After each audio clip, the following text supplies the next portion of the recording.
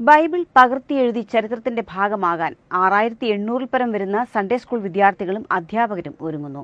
Malankara orthodox സഭ കോട്ടയം ഭദ്രാസനത്തിന്റെ ശതോത്തര സുവർണ ജൂബിലിയുടെ ഭാഗമായി ഭദ്രാസന സൺഡേ സ്കൂൾ പ്രസ്ഥാനത്തിന്റെ ആഭിമുഖ്യത്തിലാണ് 80 ദേവാലയങ്ങളിലെ 6800 വിശ്വാസികൾ ചേർന്ന് മേൽസോ എന്ന പേരിൽ ആഗസ്റ്റ് 10-ന് വിശുദ്ധ വേദപുസ്തകം പകർത്തിയെഴുതുന്നത്.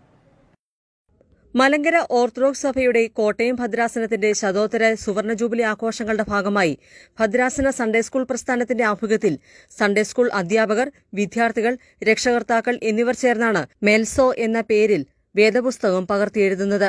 ഭദ്രാസന മെത്രാപ്പൊലീത്ത ഡോക്ടർ യൂഹാനൻ മാർ ദിയസ്കോറോസ്, വൈദികർ, ഭാരവാഹികളടക്കം 6800 വിശ്വാസികൾ 40 ദിവസം നീണ്ട ആത്മീയൊരുക്കത്തിന് ശേഷമാണ് ഓഗസ്റ്റ് 10 ഞായറാഴ്ച വിശുദ്ധ കുർബാനയ്ക്ക് ശേഷം ഒരേ സമയം വിശുദ്ധ വേദപുസ്തകം കയ്യെഴുത്തായി പകർത്തുന്നത്.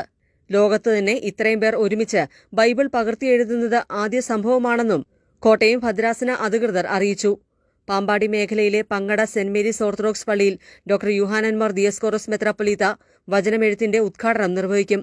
ഭദ്രാസന vice president father doctor Thomas P Zacharia, director Vinod M Zacharia, secretary Kuriakose Thomas, general കൺവീനർമാരായ Abraham John, Ajith Mathew, V Varghese, ഇടവക വൈദികർ, ഡിസ്ട്രിക്ട് പ്രസിഡന്റുമാർ, ഇൻസ്പെക്ടർമാർ, സെക്രട്ടറിമാർ, ഹെഡ്മാസ്റ്റർമാർ, മെൽസോ കൺവീനർമാർ എന്നിവർ വിവിധ പരിപാടികൾക്ക് നേതൃത്വം നൽകും.